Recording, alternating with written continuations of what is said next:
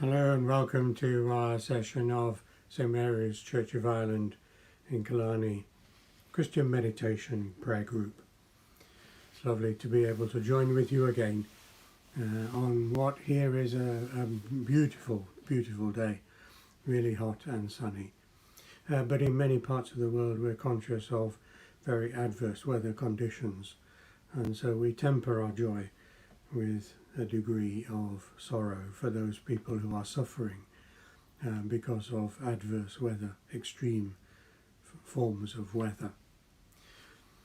Before we start our meditation today, welcome to all of you who are joining us on our live streaming, and also those who are joining us on our catch-up video on YouTube. It's lovely to be able to share with you, even though we are separated by space and time.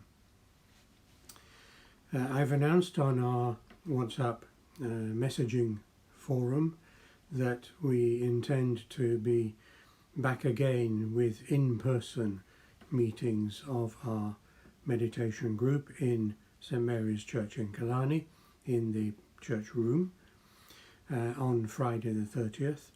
That will be in line with the anticipated opening of indoor dining here in Ireland. So in line with that, we will have special protocols in place to be able to ensure we continue to keep ourselves and each other safe. So those of you who have had 2 vaccines and will be receiving your vaccine certificates by email or by post if you haven't already had them, that is, in the coming days. And for those who are waiting, please do continue to join us on our live streaming or our catch-up video until such time as you also have been vaccinated.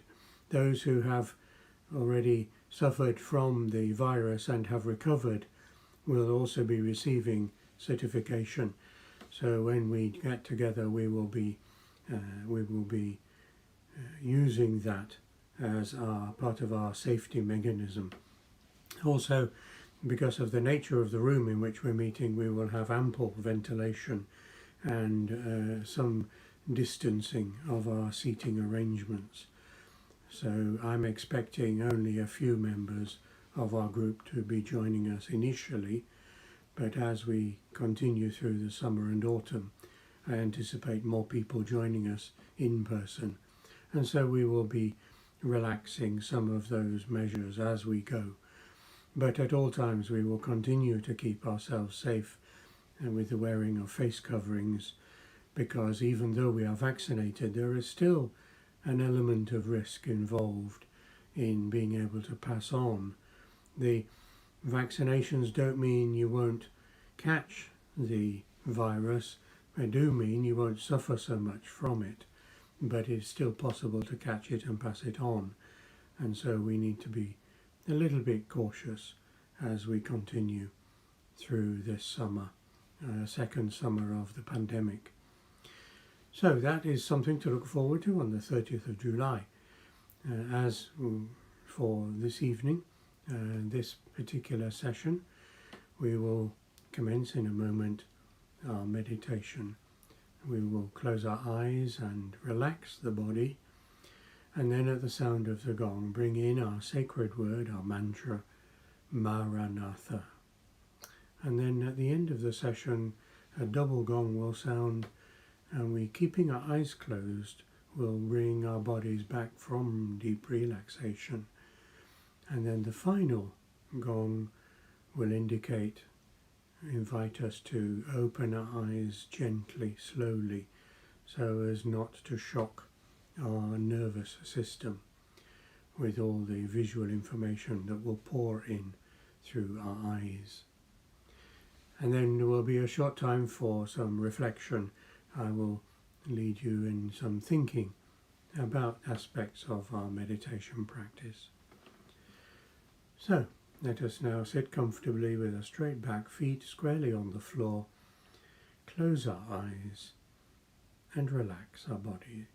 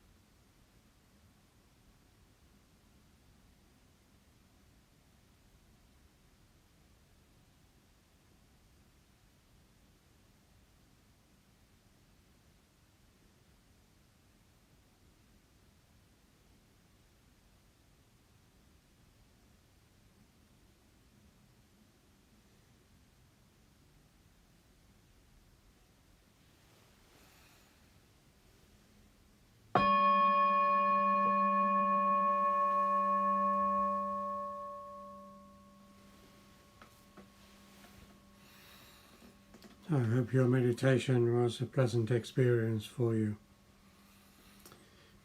One of the things that we find common amongst all of humanity, I would suggest, is the idea of value, and indeed of the value of ourselves.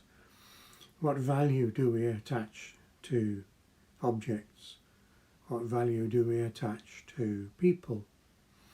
What value do we attach to things in the world, whether it be aspects of nature or indeed of the ways in which life around us goes on?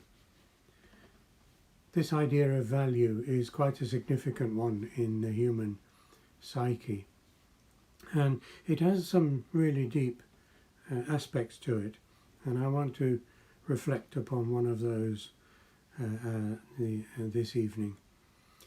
The idea of value is a comparative thing.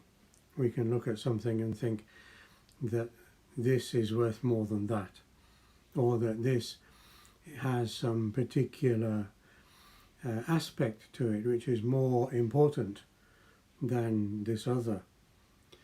And that's in a sense a natural thing and an appropriate thing.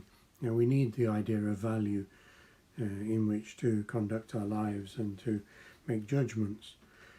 But there is a more, how shall I say, a more sinister side to it, a more unhelpful, shall I say, more unhelpful side to this idea of value. And the particular thing I'm thinking about, I came across in a book the other day, something that caused me to reflect upon this and to work through in my own mind the ways in which we adopt this idea of value and how it might relate to us. In especial terms, we can think of the value of some object, some possession, some particular thing.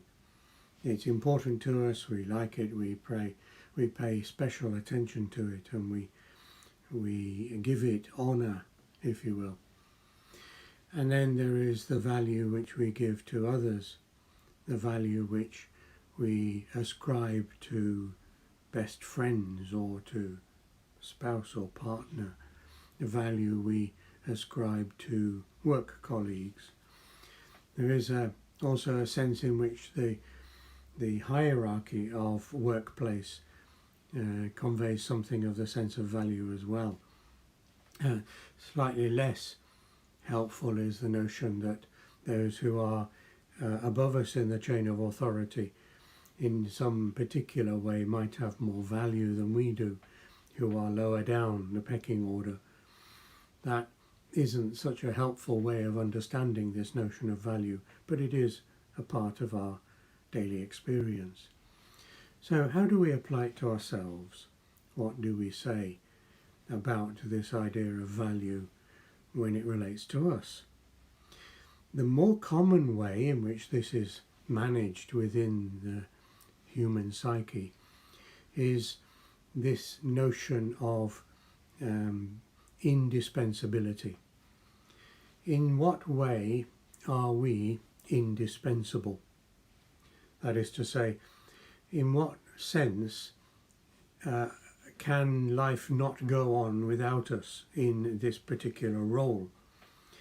A lot of people will work themselves to the bone, will strive through great hardships and difficulties to make it seem as though only they are able to do this particular job, and that only they must endeavour to do it, that nobody else is capable of doing it like they can. And that is a difficult situation, because it means that that person allows themselves no chance to step back, no chance to train others, no chance to relax and rest, because they have this idea that if they don't do it, then nobody will be able to do it properly. Nobody will be able to do it quite as well as they can. Now, I want you to think for a moment and see if you can find any instances in your own background, whatever it might be, where you have fallen into that particular form of thinking. Whether you have found yourself at some point or other thinking that you are indispensable to some task or other. So let's give a few moments just to think about that.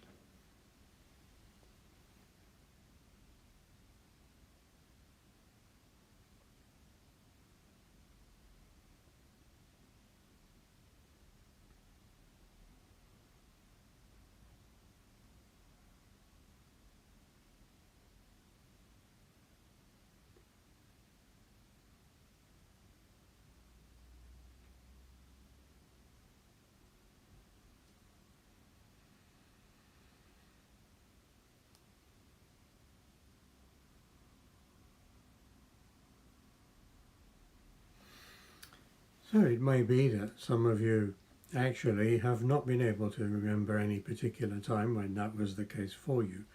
And that's good, because we need people like you around.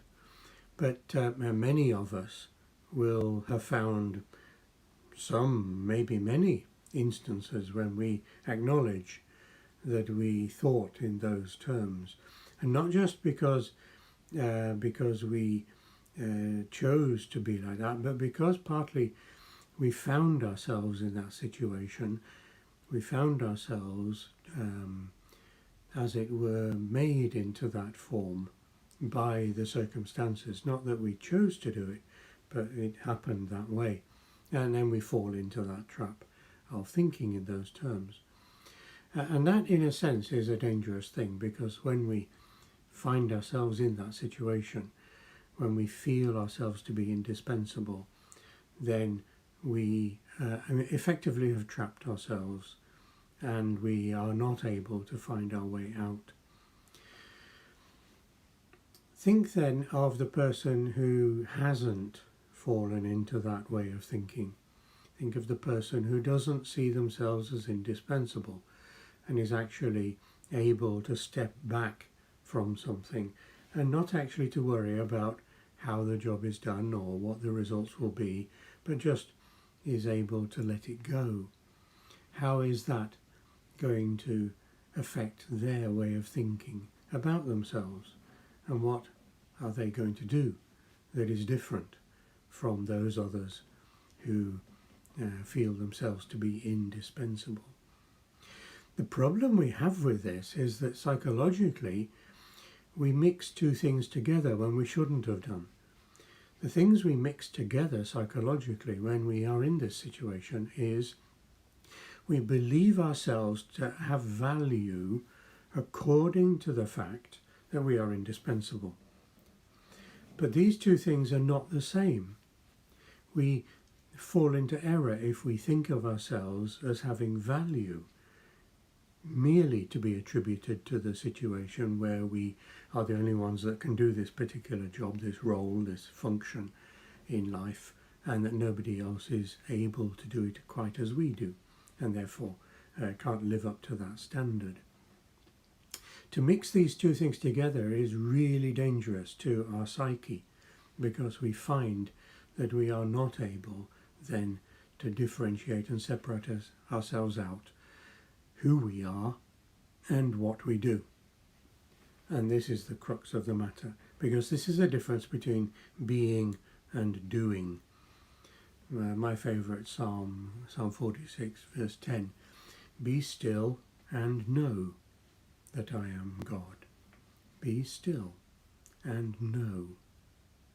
A crucial part of the gospel of Christ and of the Christian tradition, and a central part of the Jewish faith indeed. So this idea that we are actually mixing two things up is really, really significant. Are you indispensable in your role? No. No, you're not. No, none of us are. Each of us does a job and somebody else can come and pick up that job. But in what sense are you indispensable? in the sense that you are unique, and in the sense that you alone, having that uniqueness, are indispensable. You are indispensable in God's creation, and being indispensable in who you are, not what you are, or what you do, or what you think, or any of those things, but being unique in this creation, within nature, part of society, you are indispensable in that sense. Without you, nature is not the same. Without you, the world, society, community is not the same. It lacks something if you are not there. And that makes everybody indispensable. Every living creature, every plant, every tree, every rock, every atom, every quark, whatever it might be, is indispensable in and of itself, because without it, something is lacking in creation. It's not the work we do. We've got that mixed up. We are not people of value because of the work we do. We are people of value because we are. And that is what meditation is trying to help teach us. That we've got over this idea that doing things makes us important. No, we must sit in our meditation and allow God to show us that God created us because we are indispensable to creation. We are, and that is significant and that is important. And the way in which our meditation works for us should lead us in that direction, to realize that we are indispensable because we are, not because of what we do, or think, or say, or look like, but because we are. So let our meditation help us journey along that path to understand our relationship with God. So thank you very much for joining us on the live streaming of this session, and indeed on the catch-up recording. God bless you and keep you safe. Amen.